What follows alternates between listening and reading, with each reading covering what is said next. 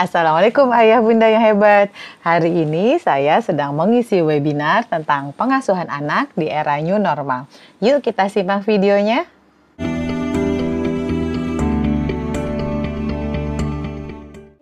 Assalamualaikum warahmatullahi wabarakatuh.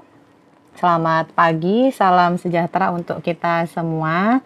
Dan saya ingin menyapa terutama terima kasih kepada para peserta yang tadi sudah disampaikan oleh teman-teman panitia yang merata dari Sabang sampai Merauke ya, dari NTB, Sumbawa, Aceh, dari mana-mana. Ibu-ibu yang lain sudah hadir ya, mungkin bisa mendengarkan suara saya. Kita gerak dulu biar fokus kita. Tadi sudah mendengarkan sesi pertama. Nanti kita nyanyi bersama lagunya. Saya pikir mudah-mudahan ibu-ibu, bapak sudah familiar. Karena di sini ada hampir 400 itu guru TK ya, kemudian dari Bapak Ibu dosen juga ada, kemudian mahasiswa dan beberapa unsur lain. Biar nanti Bapak Ibu ikut di rumah semua. Siap? 1, 2, 3. Kanan, kanan, kanan. Kiri, kiri, kiri. Kanan, kiri, kanan, kiri. Aku sudah tahu, gitu ya. Sudah Ibu? Sekarang kita balik. Kalau saya bilang kanan, berarti Mas Panca harus mengangkat tangan yang kiri. Kalau saya bilang kiri, berarti Mas Panca ikut tangan yang kanan yang diangkat. Siap ya? Bapak Ibu di rumah juga ikutan ya, biar biar gerak. Siap? 1, 2, 3. Kanan, kanan, kanan. Kebalikan. Kiri, kiri, kiri. Kanan, kiri, aku sudah tahu, gitu. Oke, kita berikan tepuk tangan Mas Panca, karena ini Mas Panca yang memberikan contoh ya. Jadi, Bapak Ibu semua, itu lagu yang saya pikir bisa kita aplikasikan dalam berbagai macam lagu untuk mengenalkan anak tentang opposite atau kebalikan ya. Bisa panas, panas, panas, dingin, dingin, dingin gitu ya. Tapi karena kita sedang ini, jadi kita bawa gerak lagu. Pada kesempatan hari ini saya ingin menyampaikan materi tentang tantangan dan hambatan pembelajaran dan pengasuhan anak usia dini pada masa new normal. Tadi sudah disampaikan oleh Pak Eko gambaran besarnya. Kemudian kita harus memikirkan, saya pikir PR kita adalah bagaimana sampai ke teknisnya, karena nanti terkait dengan keamanan dan kesehatan anak-anak. Sebelum kita masuk kepada materi pengasuhan, saya pikir kita mengingatkan kembali bahwa anak-anak kita punya hak anak yang sebenarnya dilindungi oleh undang-undang, yaitu ada hak untuk bermain, hak untuk mendapatkan pendidikan, kemudian hak anak untuk mendapatkan kesehatan, kemudian identitas dan juga kebangsaan. Jadi kalau misalnya Ayah, Bunda, dan Bapak Ibu masih ada ananda yang belum memiliki identitas, itu harus segera diurus-urus nggih untuk akta lahir dan lain-lain. Kemudian anak juga punya hak perlindungan, kemudian hak untuk nutrisi yang cukup, rekreasi, hak kesamaan, serta partisipasi.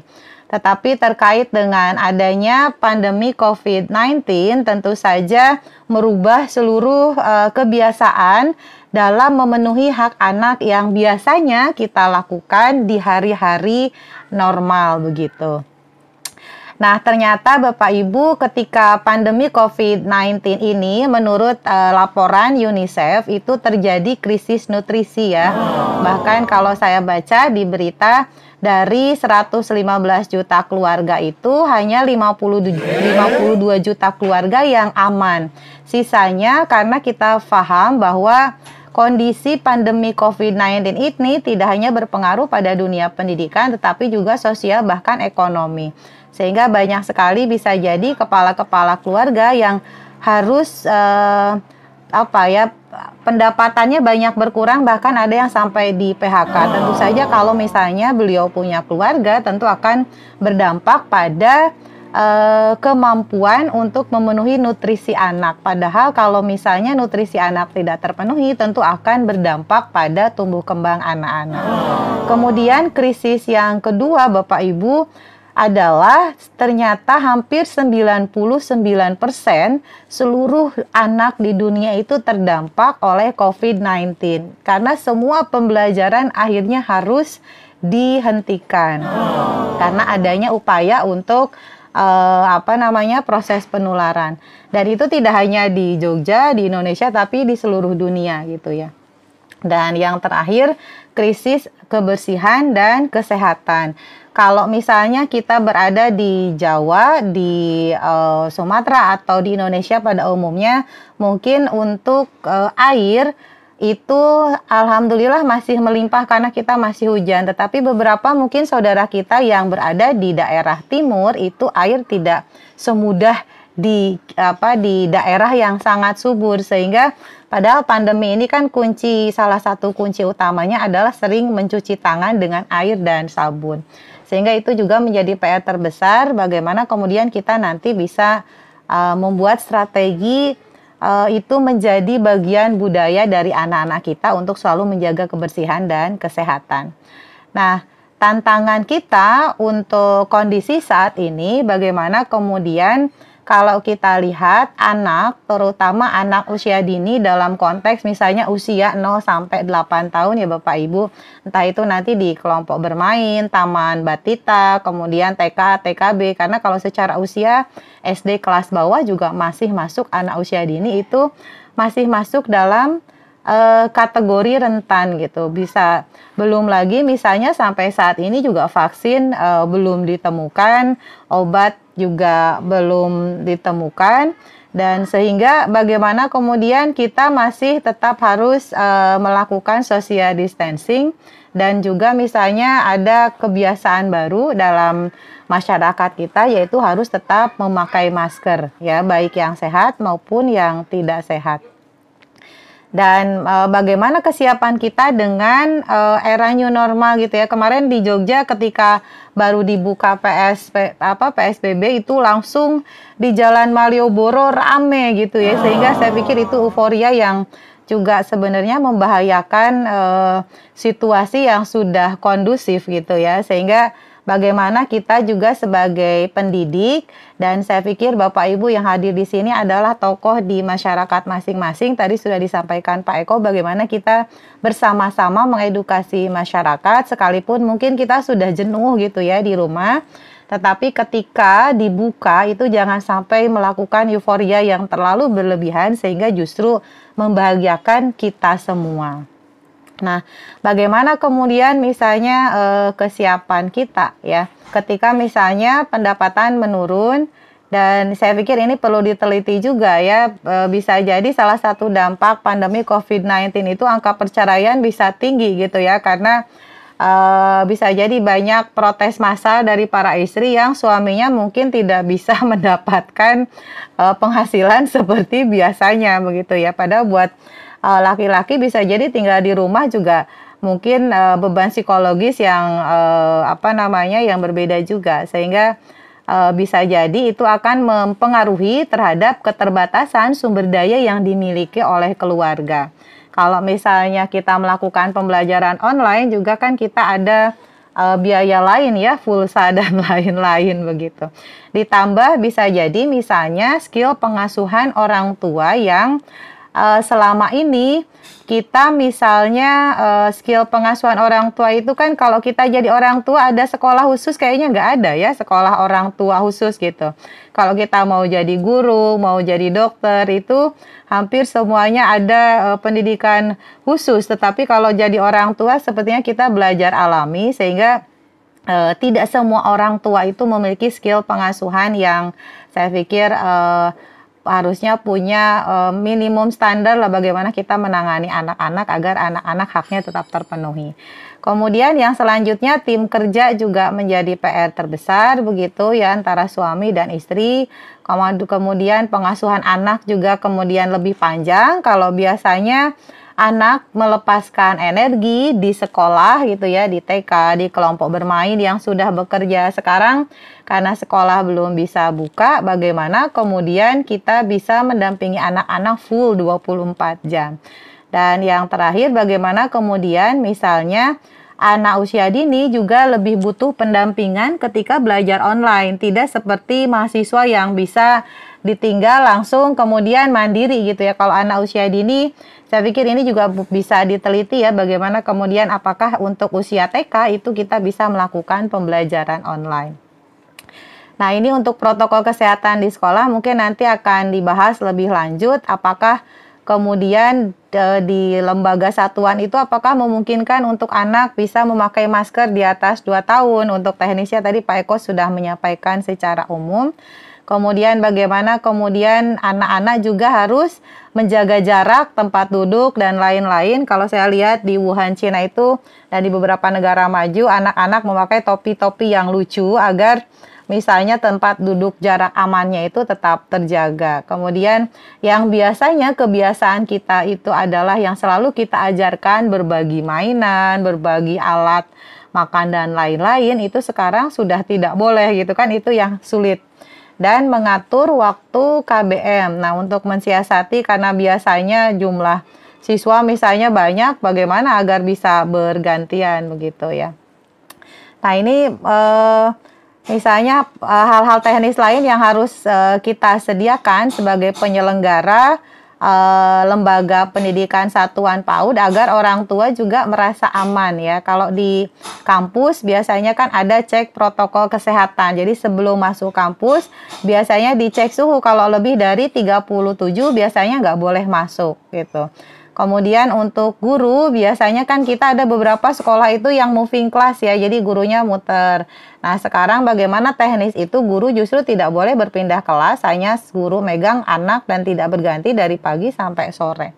Kemudian sering cuci tangan dan screening ya.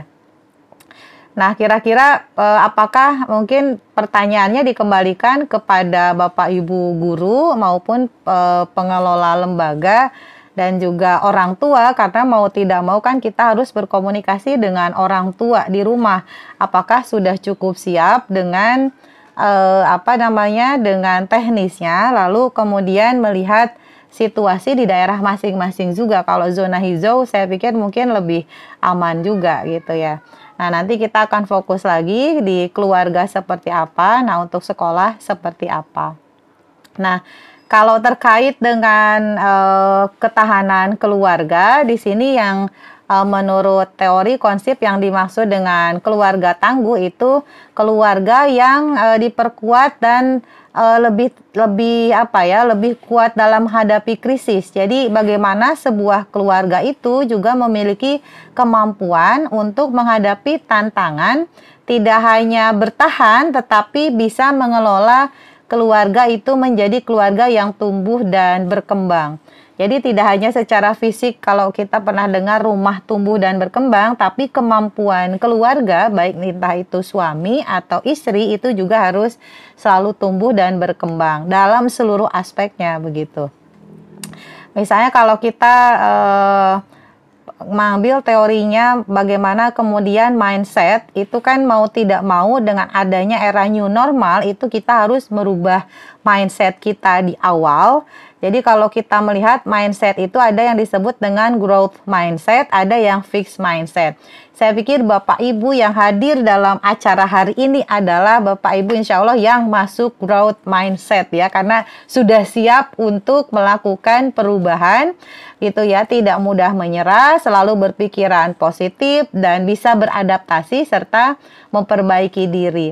Sehingga bagaimana kemudian ketika nanti kita dalam bersikap, kemudian berperilaku, serta menghasilkan sesuatu itu memang kita harus memikirkan secara matang dan kemudian kita berubah secara bertahap begitu. Baik dalam lingkup keluarga maupun nanti mungkin kalau Bapak Ibu guru di lingkup pendidikan. Karena saya pikir kalau kemarin banyak yang menyampaikan kalau salah satu yang terdampak itu kan usaha ojol UMKM, tapi kalau saya pribadi sebenarnya mungkin ini bisa diangkat juga bagaimana kemudian nasib Bapak Ibu guru yang sebenarnya kalau lembaga PAUD itu hampir 80% itu adalah swadaya masyarakat begitu. Ada beberapa yang mungkin orang tua yang keberatan akhirnya tidak melakukan, kan ini nggak proses belajar gitu ya, jadinya tidak mau bayar SPP, padahal kalau lembaga tidak bayar SPP dari mana gitu ya, untuk melakukan perubahan agar layanan pendidikan bisa lebih baik lagi. Sehingga saya pikir salah satu dampak pandemi yang mungkin belum terpotret adalah Bapak Ibu guru PAUD gitu ya, padahal sudah gajinya juga tidak seberapa, dampaknya luar biasa, sehingga ini perlu dipikirkan bersama oleh birokrasi, akademisi, dan juga praktisi oleh kita semua. Tadi disampaikan merubah mindset gaya hidup ya, terutama kalau di keluarga begitu ya. Dan dari kemarin Ramadan mungkin kita semua bisa belajar ternyata merubah gaya hidup. Oh, ternyata tidak pakai baju baru ketika Lebaran nggak apa-apa ya. Bu Nur kemarin belanja Lebaran, Pak Panca dan Bu Dona ya. Karena biasanya kan seolah-olah ketika Lebaran itu wajib harus beli baju baru gitu kan. Ternyata kalau nggak beli baju ya nggak apa-apa juga gitu ya. Jadi kalau anak-anak, kalau saya kebetulan alhamdulillah anak-anak memang tidak dibiasakan kalau Lebaran harus pakai baju baru. Tetapi baju yang terbaik karena ya tidak harus menjadi sebuah kewajiban gitu, karena itu jadi hal yang tidak bagus juga untuk anak ya. Ternyata tidak pergi ke mall untuk makan rame-rame juga bisa ya Bun ya. Akhirnya kalau saya, karena kemarin kan kita nggak bisa makan di resto gitu ya, justru membuat kita lebih kreatif sebagai ibu rumah tangga. Bahkan menurut hasil penelitian kemarin saya membaca sebuah artikel, ada perubahan gaya hidup yang biasanya misalnya kita senang fast food gitu ya, pesan, sekarang lebih banyak yang memasak sendiri karena lebih hemat, karena kemampuan finansial kita terbatas, menuntut kita lebih kreatif, sehingga banyak yang masak sendiri gitu ya, walaupun rasanya mungkin nggak karu-karuan ya. Karena seperti saya juga baru belajar. Jadi merubah gaya hidup yang awalnya misalnya yang biasa banyak dilakukan, kemudian kita harus merubah itu semua begitu ya. Dan itu kan berawal dari keluarga ya. Kemudian pengasuhan anak juga di rumah ini saya dapat rumus baru kemarin ya dari Kang Deden Gurame tentang pengasuhan anak itu ada orang tua yang sadar, ada orang tua yang bayar, ada orang tua yang tidak sadar ya. Kalau orang tua sadar itu dia paham dengan peran dan fungsi orang tua begitu, sehingga dia berusaha untuk melakukan peran dan fungsinya secara optimal.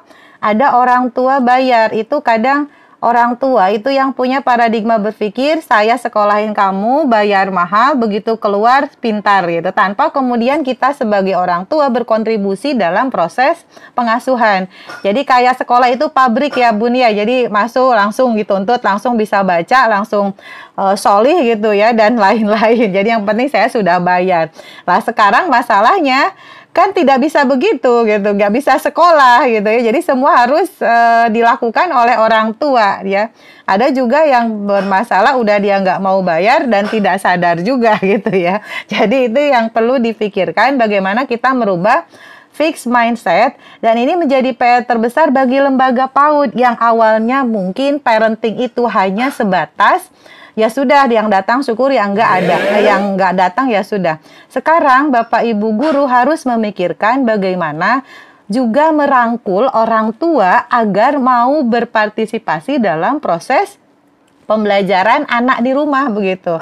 Kalau dulu kan kita mendidik anak itu ya lebih, kalau menurut saya lebih mudah mendidik anak untuk merubah, memberikan persepsi dan motivasi. Tetapi ternyata tidak semudah kalau kita melibatkan orang tua dalam proses pembelajaran anak-anak, karena memang ada ilmunya tersendiri, beda gitu ya ketika kita menghadapi anak itu pedagogi, kalau kita menghadapi orang tua itu andragogi. Jadi pendekatannya sangat berbeda. Padahal kita tidak bisa lepas dari orang tua karena itu adalah sasaran antara kita bisa berkomunikasi dengan anak-anak. Sehingga sekarang kita punya PR baru nggih Bapak Ibu guru, bagaimana kita juga bisa mengedukasi para orang tua agar mau terlibat dalam pembelajaran. Nah, ini nanti mungkin Bu Dona bisa memfasilitasi ya bagaimana penyelenggaraan pelatihan parenting gitu ya, agar lebih bisa melibatkan orang tua. Karena banyak kasus misalnya anaknya mau belajar, orang tuanya yang aduh karena kesibukan satu dan lain tidak bisa dilakukan. Nah, kemudian merubah mindset yang selanjutnya, yang ketiga itu adalah gadget ya Bun ya. Jadi Bapak Ibu, kalau saya merasakan kalau dulu kita dengan gadget itu saya biasanya lebih strict, nggak boleh gitu ya. Sekarang ketika anak-anak di rumah seluruh belajar online itu mau tidak mau akhirnya kita harus merubah mindset yang dulunya musuh itu menjadi sahabat dengan tentu saja memperhatikan kaidah kepentingan dan kesehatan anak ketika menggunakan gadget begitu ya. Putri saya yang baru 3 tahun itu melakukan toilet training. Sebelum kita latih itu biasanya saya putarkan dulu film-film tentang pup gitu ya. Jadi dia belajar dulu tentang persepsi bagaimana kalau pup gitu ya melalui video gitu kan. Yang awalnya dulu biasanya kita kan menghindar biarlah anak main gitu ya. Tetap ada batasan-batasan dan kesepakatan ya Bapak Ibu. Tetapi bagaimana kita merubah mindset gadget itu dari musuh menjadi sahabat, karena mau tidak mau sekarang kita harus hidup berdekatan dengan gadget terus-menerus. Nah, bagaimana kemudian pengasuhannya? Nah, ini kemudian mungkin mengingatkan kembali tentang apa yang disampaikan Ki Hajar Dewantara tentang Tripusat Pendidikan. Ada keluarga, sekolah, masyarakat, yang sekarang penekanannya saya melihat bagaimana paradigma yang dulu lembaga itu juga punya peran besar, sekarang akhirnya kembali ke peran keluarga, apalagi untuk anak usia dini begitu ya. Bagaimana kemudian kita bisa memperkuat sisi keluarga, mudah-mudahan dengan program parenting untuk meningkatkan skill pengasuhan orang tua. Dan di sini saya merasakan, mungkin Bapak Ibu bisa merasakan, menjadi orang tua itu kan proses belajar yang terus berkembang, sehingga kita harus mengingat kembali bagaimana kemudian tumbuh kembang anak itu seperti apa tahapannya. Kemudian kita harus menyadari bahwa misalnya anak itu butuh sarana untuk menyalurkan energi, sehingga kita tidak bisa mengharapkan anak kita, kalau kita masih punya anak usia dini, duduk rapi di rumah gitu ya, rumah tetap beres. Saya pikir itu kayaknya kita harus menurunkan standar kerapian rumah kita agar anak kita tetap bisa menyalurkan kreativitas dan energinya di rumah. Kemudian kita harus memberikan stimulasi sesuai usia. Kalau Bu, saya nggak bisa, ini kan saya nggak belajar tumbuh kembang anak gitu ya. Jadi Bapak Ibu bisa belajar dari YouTube ya, dari channel-channel yang saya pikir banyak sekali channel tentang pengasuhan anak. Salah satunya saya juga baru mengembangkan yang Rumah Parenting Indonesia itu, karena saya pikir kebutuhan orang tua untuk belajar di masa pandemi ini menjadi meningkat luar biasa. Dan kemudian menurunkan standar ideal rapi di rumah ya Bapak Ibu, jadi tidak usah khawatir. Yang kedua adalah misalnya bagaimana membuat jadwal dan rutinitas Bapak Ibu. Sekalipun masih anak usia dini, saya pikir di rumah itu anak-anak harus belajar jadwal dan rutinitas seperti bagaimana di sekolah gitu. Kalau di sekolah itu kan pagi, persepsi gitu ya. Di rumah pun kita bisa membuat jadwal ya. Bangun tidur jam berapa, setelah bangun tidur ngapain gitu ya. Misalnya merapikan tempat tidur. Jadi ketika misalnya anak punya jadwal, itu sebenarnya melatih tanggung jawab, kemudian melatih mandiri dan kedisiplinan anak. Sekalipun masih PAUD, saya pikir itu bisa kita kondisikan. Kalau masih bayi gimana Bu Puji? Ya sudah, kita tetap bisa membuat rutinitas untuk anak begitu ya. Kemudian yang ketiga, ini ada namanya daily activity Bapak Ibu. Jadi daily activity ini memang bisa dilakukan oleh orang tua, tetapi Bapak Ibu guru bisa juga mensupport dengan membuat salah satu dalam rencana pembelajaran itu ya aktivitas keseharian. Jadi PR anak-anak itu tidak melulu baca tulis hitung Bapak Ibu, tapi misalnya juga putri saya yang baru 3 tahun itu misalnya biasanya ada PR sekarang misalnya membuang sampah gitu ya, latihan buang sampah, makan sendiri, minum sendiri, bahkan cuci piring sendiri, sehingga itu menjadi salah satu bagian integrasi dari kurikulum sekolah yang dilakukan di rumah. Dan itu aktivitas itu kalau dilakukan disupport dengan bu guru gitu ya, kemudian minta difoto lalu dikirimkan di grup komite, itu dampaknya lebih luar biasa ke anak ya. Jadi orang tua berperan aktif, bu guru juga tetap memonitor. Mungkin nanti Bu Nur bisa membahas seperti apa ya kalau penilaian pembelajarannya. Kemudian yang keempat, nutrisi. Nah, ini Bapak Ibu yang kadang mungkin yang agak membuat kita energi lebih banyak karena anak itu kan sedang masa pertumbuhan. Jadi apalagi kalau anak laki-laki itu sehari yang SD itu ya bisa makan 4 sampai 5 kali sehari ya.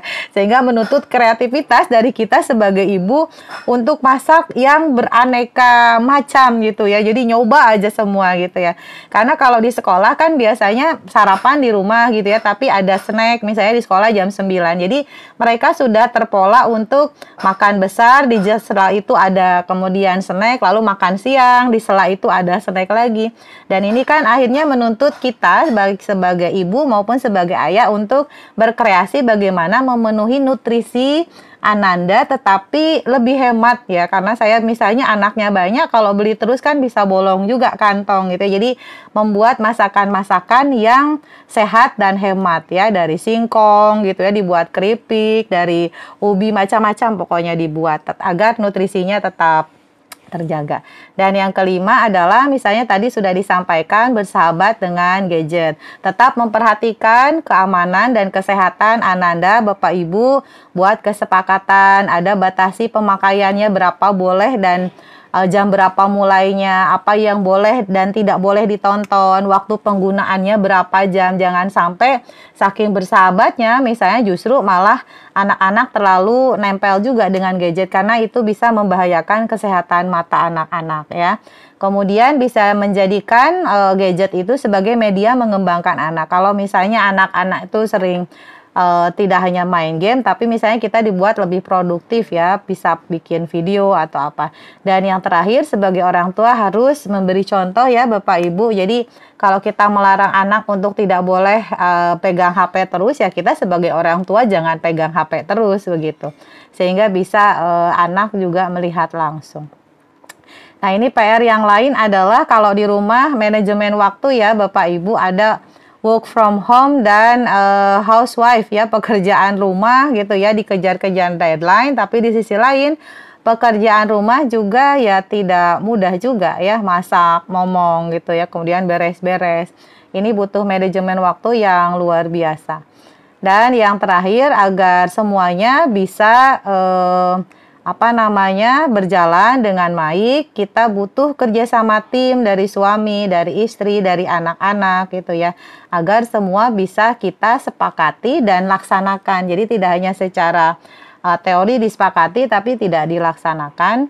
Dan ini mungkin tadi sudah disampaikan, hati-hati jaga keselamatan dan kesehatan anak-anak, jangan melakukan euforia yang terlalu berlebihan ya, misalnya seperti kemarin baru dibuka langsung ngajak anak-anak untuk rekreasi gitu ya, padahal tetap harus memperhatikan kondisi ya, protokol kesehatan, pakai masker, jangan bawa Ananda ke tempat ramai dulu lah ya, jadi di rumah dulu bertahap gitu ya. Dan yang terakhir, ini ada hal yang tidak boleh kita hilang adalah tetap bahagia apapun kondisi kita, kita syukuri, nikmati, dan jalani. Karena bahagia kita itu adalah imun yang paling kuat untuk melawan virus COVID-19 ini. Mungkin itu yang bisa disampaikan Mas Panca, Bapak Ibu semua. Mohon maaf jika ada yang kurang berkenan. Demikian, selamat pagi menjelang siang. Wassalamualaikum warahmatullahi wabarakatuh.